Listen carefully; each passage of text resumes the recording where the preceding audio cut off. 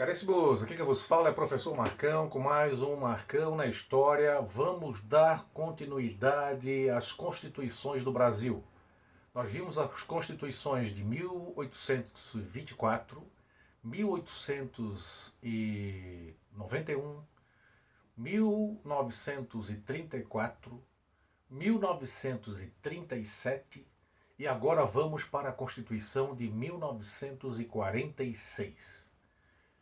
Lembrando a vocês que nós tivemos, na verdade, a Constituição de 46, depois a Constituição de 1967 e depois a Constituição de 1988.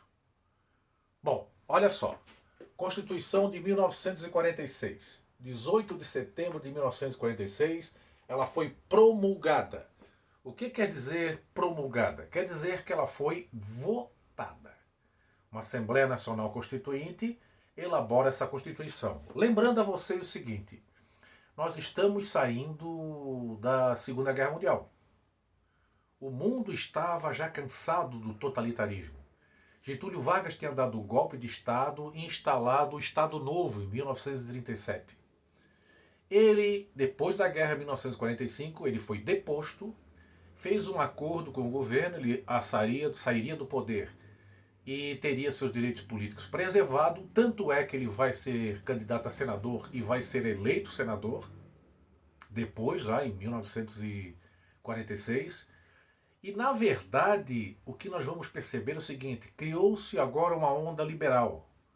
As pessoas já não estavam mais aceitando o poder ditatorial lá do regime fascista, do regime nazista.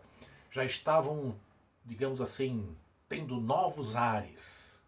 O mundo queria mais liberdade. E olha só, terminou a Segunda Guerra, fim da Segunda Guerra, 1939-1945. 1946 foi eleito o general Eurico Gaspar Dutra, com aproximadamente 51% dos votos. Bom, começa então a Terceira República, que vai de 1945 até os nossos dias. Características: o Brasil é uma república federativa presidencialista. Então adotamos o sistema republicano em que o governante será escolhido através do voto e governará por determinado tempo. É uma federação, são os estados da federação, e presidencialista. O cargo principal seria então o presidente da República. Voto secreto para maiores de 18 anos, mulher já votava desde 1934, exceto soldados, cabos e analfabetos. Por que soldados e cabos? Aí vem a teoria de que seriam, na verdade, estimulados aos superiores, por seus superiores, a votar nos candidatos que eles desejassem. E o analfabeto, porque na verdade não poderia nem conseguir entender a cédula.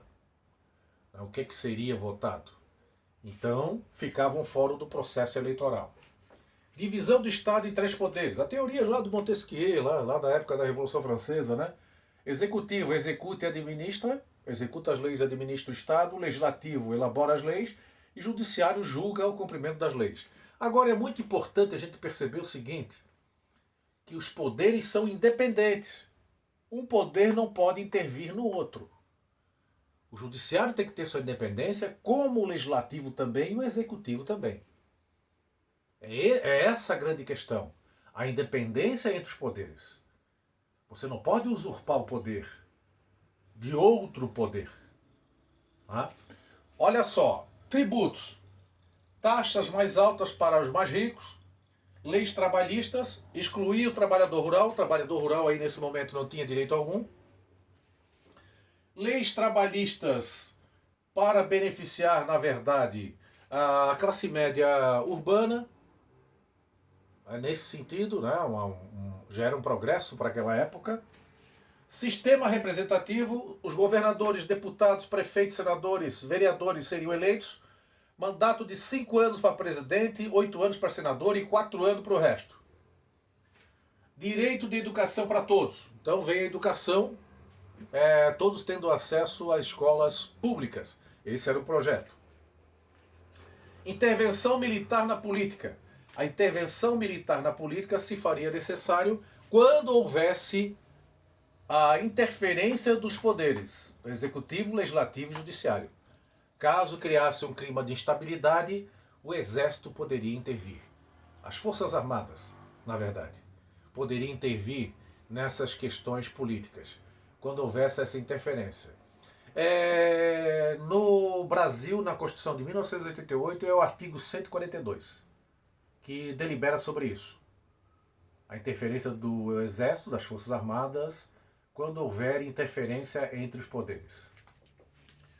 Sistema representativo, direito de educação, interferência na política, direito de greve, importante, e uma legislação que seria, digamos assim, aprimorada. Inviolabilidade da casa do indivíduo. Então as pessoas, as autoridades não podem invadir a tua casa, a não ser por duas situações: prisão em flagrante delito ou com uma ordem judicial. Mas aí todos têm direito a ampla defesa. O acusado tem direito a ampla defesa.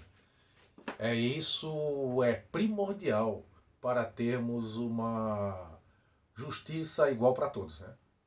Todos têm direito a uma defesa. Todos têm o direito à ampla defesa. E todos são inocentes até que se prove o contrário. Extinção da pena de morte. E nesse caso eu gostaria de salientar. O Getúlio Vargas, como falei no início, foi eleito senador pelo PTB sem fazer campanha. Ficou na sua fazenda lá e não fez campanha. E acabou sendo eleito. Que depois volta a ser presidente novamente. Que vai cometer o suicídio. E Luiz Carlos Prestes foi eleito senador pelo Partido Comunista Brasileiro, pelo Rio de Janeiro. Então essa é a situação de 1946. Essa situação do Prestes aí vai dar pano para manga, né? Muita história para contar. Abração do Marcão, obrigado pela atenção. Nos vemos numa próxima oportunidade. Se for possível, se inscreva no canal, dê aquele like que estimula esse que vos fala. Fui!